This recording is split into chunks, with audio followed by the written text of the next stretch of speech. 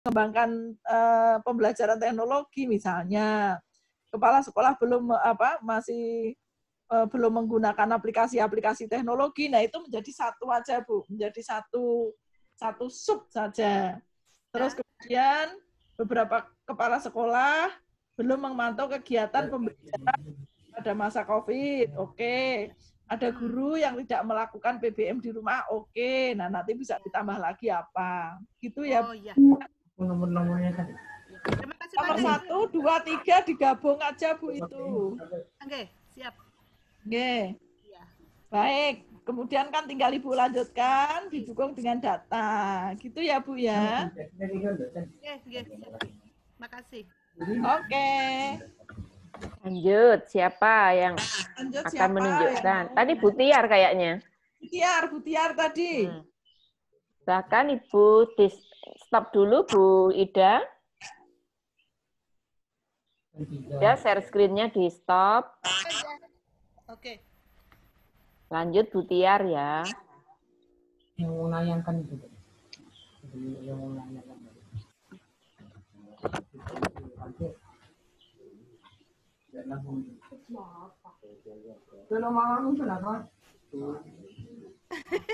Kok bingung sendiri saya. Mana?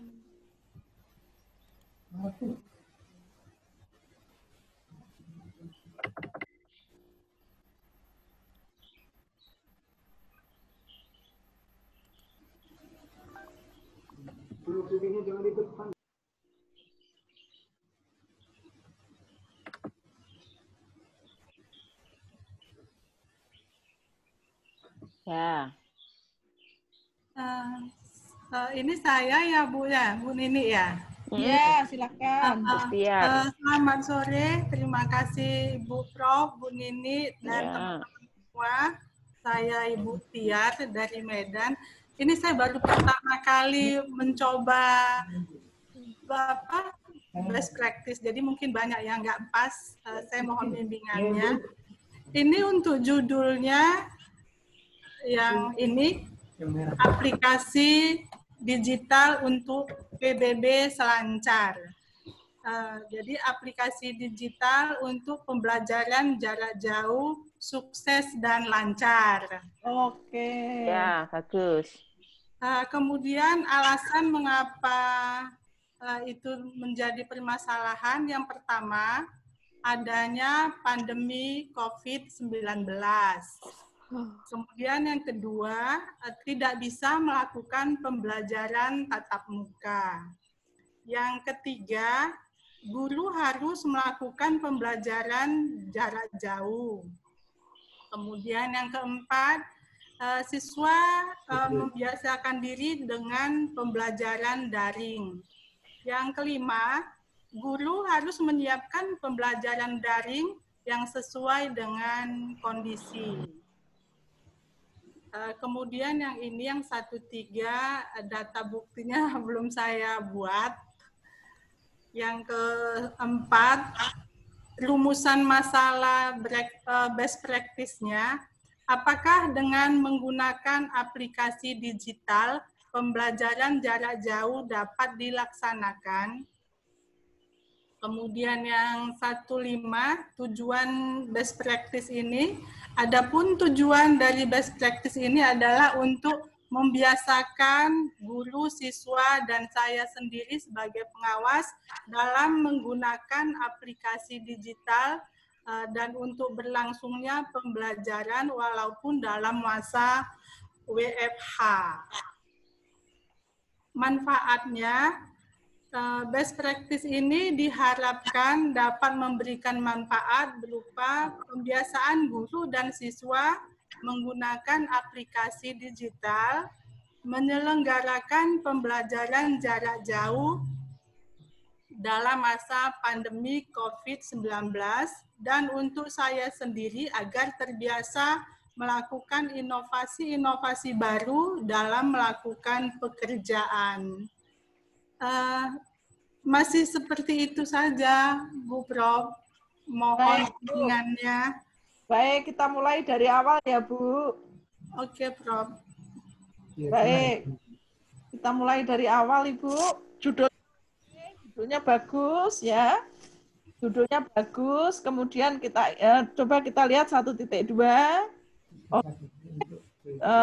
Ada berapa poin yang dituliskan?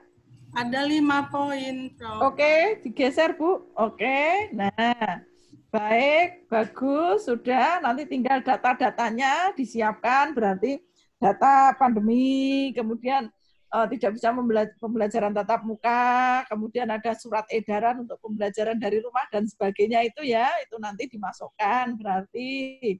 Kemudian 1.3-nya coba Ibu sudah isi belum? 1.3? 1.3-nya udah, Prof. Belum. Belum, datanya belum. Ya, oke. Nanti tinggal. Nah, sekarang permasalahannya, Bu. Permasalahannya adalah rumusan permasalahannya tidak bisa menggunakan kata apakah. Karena kalau apakah itu jawabannya bisa iya, bisa tidak. Nah, padahal best practice ini adalah hasilnya harus bagus memang gitu. Namanya aja best practice. Jadi rumusan masalahnya adalah bagaimana ya, bagaimana proses implementasi aplikasi digital, bisa begitu Bu, bagaimana proses penggunaan aplikasi digital dalam pembelajaran jarak jauh di sekolah binaan misalnya. Bagaimana proses penggunaan aplikasi digital dalam PJJ di sekolah binaan. Nah, ini masalah yang pertama.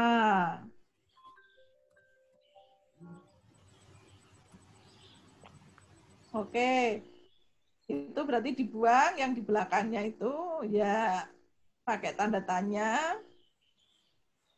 Pakai tanda tanya di situ, oke. Berarti yang kedua ini kan masalah yang pertama, berarti terus masalah yang kedua, berarti bagaimana hasilnya. Nah, bagaimana hasil, ini sasarannya siapa Bu ini? Sasarannya? Guru, tapi nanti guru meneruskan ke siswa. Ya, betul. Berarti bagaimana hasil yang dicapai, bagaimana hasil pembelajaran menggunakan aplikasi digital di sekolah binaan. Jadi hasil pembelajaran selama menggunakan aplikasi, yang pertama menceritakan prosesnya nanti, yang kedua adalah menceritakan hasilnya. Gitu ya Bu ya. Iya, Prof. Terus berarti tujuannya 1.5 harus disesuaikan dengan rumusan permasalahan. Betul. Kalau rumusan permasalahannya adalah 2, maka tujuannya juga harus 2. Tujuan yang pertama adalah mendeskripsikan proses. Tujuannya yang pertama adalah mendeskripsikan proses pelaksanaan penggunaan aplikasi digital dalam PJJ. Tuh.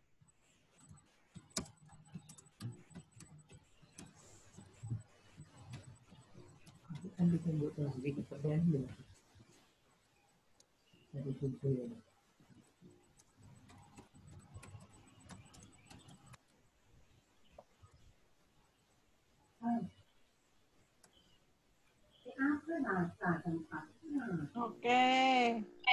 Bagus. Yang kedua, berarti yang kedua apa kalau begitu? Analisis hasil. Nah, hasil pembelajaran menggunakan aplikasi digital.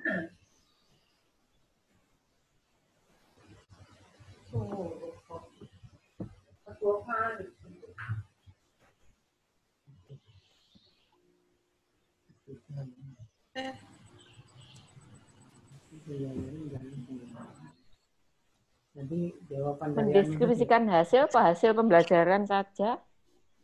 Dalam penggunaan aplikasi digital. Loh, yang nomor 2 menganalisis hasil, menganalisis hasil pembelajaran dalam penggunaan aplikasi digital. Oke. Analisis hasil pembelajaran dalam begini, Prof. Ya. Ya Bu, lanjut. Nah, Manfaatnya manfaatnya silakan nanti dirumuskan karena ini agak bebas. Kalau manfaat silakan Ibu susun untuk guru apa, untuk siswa apa, untuk sekolah apa gitu ya. oke, paham Prof. Makasih Oke. banyak Prof. Oke, sip. Prof, kita sampai pukul 16, Prof. Oke, kurang berapa menit Bu? Kurang 20 menit. Oke. Ya, masih ada waktu 20 menit, Ibu Bapak. Kalau ada yang ingin share screen seperti dua teman kita, silakan supaya terbantu besok bisa lebih lancar masuk ke bab 2.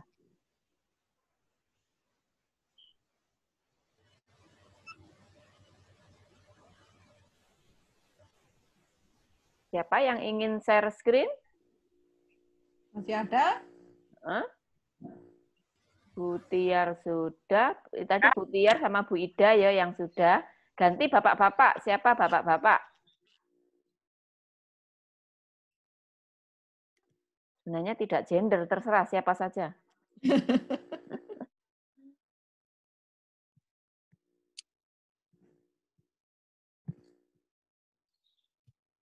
Ini masih ada yang bertanya nih, Prof. Apakah best practice-nya harus berkaitan dengan kondisi sekarang, COVID-19? Iya. Tadi kayaknya Iya, udah dijawab. karena ini memang yang diutamakan adalah ketika masa COVID ini. Jadi bagaimana Bapak Ibu harus melakukan tugas ketika COVID ini yang tidak bisa ketemu tatap muka langsung, tapi harus menggunakan aplikasi digital, gitu. Nah, kalau yang sudah punya best practice tinggal disesuaikan aja. Nanti ditulis sendiri, disesuaikan. Tapi untuk materi ini adalah materi yang menggunakan aplikasi digital sambil kita membiasakan menggunakan aplikasi-aplikasi digital. Ini Prof, ada yang mau share screen, silahkan. Silakan. Tante Maryam, Bu Maryam. Silahkan. Ya, halo, Assalamualaikum warahmatullahi wabarakatuh. Waalaikumsalam warahmatullahi wabarakatuh. Perkenalkan, nama saya Siti Maryam. Saya pengawas di SLB di Kabupaten Dompu. Oh. Untuk kesempatan ini saya ingin share sedikit tentang judul saya, latar belakang saya. Di sini saya mengambil judul Guruku Pintar Braille melalui Sister Teacher. Oke. Adapun alasan mengapa saya mempermasalahkan ini, mengambil masalah ini, yang pertama, pada SLB itu sendiri kan ada salah satu siswa ABK-nya ada tunanetra. Nah, siswa tunanetra itu belajar menggunakan Braille. Namun pada kenyataannya sebagian besar di SLB yang saya bina masih banyak guru yang latar belakangnya non PLB, ataupun jika ada guru yang latar belakang PLB namun bukan jurusan tunanetra melainkan jurusan lain seperti tunarungu dan sebagainya. Kemudian yang ketiga, dengan latar belakang pendidikan guru yang tidak sesuai itu, akhirnya guru tidak menguasai Braille. Sehingga kegiatan belajar mengajar siswa tidak berjalan lancar, hanya belajar apa adanya karena guru tidak bisa menggunakan Braille dan tidak bisa mengajarkan kepada siswanya. Selanjutnya, di sini juga kurang ada pembinaan guru mengenai Braille seperti itu. Untuk datanya belum ada, belum saya siapkan. Terus rumusan masalah yang saya ambil dari latar belakang di atas, yang pertama, bagaimanakah proses pembelajaran Braille melalui Sister Teacher? Yang kedua, bagaimanakah hasil pembelajaran Braille melalui Sister Teacher? Tujuannya yaitu untuk mendeskripsikan proses pembelajaran melalui Sister Teacher. Yang kedua, menganalisis hasil pembelajaran Braille melalui Sister Teacher. Oke. Mohon masukannya. Baik. Bu siapa ini tadi ya? Siti Maryam. Bu Siti Maryam ya? Iya. Iya. Oke. Bu, teman-teman, karena Bu Siti Mariam ini adalah pengawas PLB khusus, ada kekhususan kebutuhan khusus pada sekolah yang diawasinya, maka memang belum ada aplikasi yang menggunakan misalnya Braille dalam aplikasi teknologi kan belum ada. Jadi kita izinkan karena ini adalah mengandung kekhususan karena kebutuhan khusus dan kalau ada yang remote area yang tidak ada sinyal sama sekali, itu masih boleh menggunakan yang tidak teknologi. Tapi kalau yang ada sinyalnya, maka kita dorong untuk menggunakan aplikasi teknologi. Bagus Bu Mariam, sudah oke banget, dan ini sudah langsung mengaplikasikan ketika tadi contohkan merumuskan masalah, Ibu sudah langsung menuliskan masalah dengan benar. Bagus Bu Mariam, lanjutkan saja. Jadi judulnya juga oke, latar belakangnya oke, tinggal nanti disupport data-data untuk 1.3 ya Bu Mariam ya.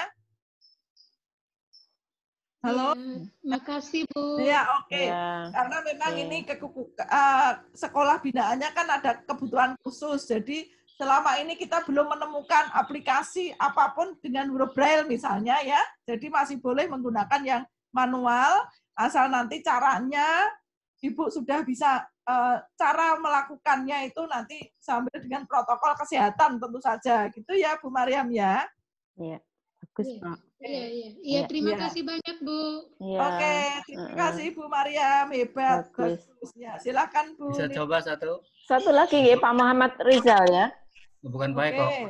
Pak Muhammad, sebentar, Pak Muhammad Rizal ada? Halo, Pak Muhammad Rizal? Ya, Benar, Pak. Assalamualaikum. Oh ya itu, ya silakan Pak Muhammad Rizal. Maaf ini Bu Nini, saya ini baru gabung, jadi Oh, saya hanya nyimak-nyimak, tapi tidak tahu juga apa ini karena baru 10 menit yang lalu saya masuk iya. Yang dari Jadi depan saya- ya Pak ya? saya tidak tahu ini apa ya aplikasi apa yang ini. Jadi mau nanti kalau misalnya bisa supaya saya juga tidak terlambat materi apa ini, aplikasi apa yang dipelajari. Makasih banyak. Mohon maaf ini Bu, saya baru Begitu. masuk. Ya. Oh iya baik. Baik, Assalamualaikum. kalau begitu Pak Eko ya, lanjut Pak Eko. Silakan Pak Eko. Halo Pak Eko. Halo. Ya, Halo ini Bu. silakan. Langsung masuk ya Bu. Ya, silakan share screen. Nah ini, Assalamualaikum warahmatullahi wabarakatuh. Saya masuk Bu Ninik. Iya, Suara. masuk Pak. Oke, Prof masuk ya Prof ya, suara ya. Ya, saya judul best practice-nya itu metode COVID, ciptakan manajemen kepala sekolah dalam merepros ya, bukan memproses, dalam merepros berkualitas. Nah, maksudnya metode COVID ini adalah komunikasi virtual development. Jadi bagaimana mengembangkan komunikasi melalui virtual.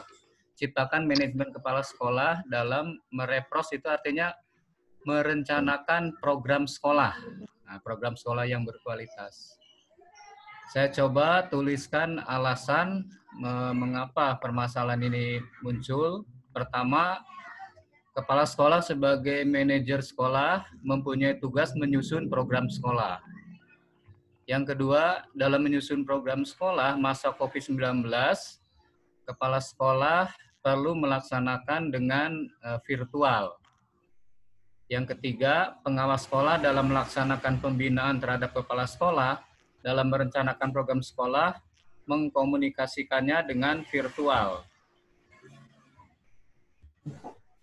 Kemudian yang keempat, pengawas sekolah dalam melaksanakan pembinaan penyusunan program sekolah kepada kepala sekolah dilaksanakan dengan menggunakan aplikasi atau virtual Teams ya. Yang kelima, program kerja sekolah merupakan unsur terpenting yang harus disusun oleh kepala sekolah dengan pembinaan atau pembimbingan dari pengawas sekolah.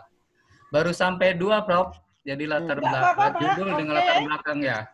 Ya.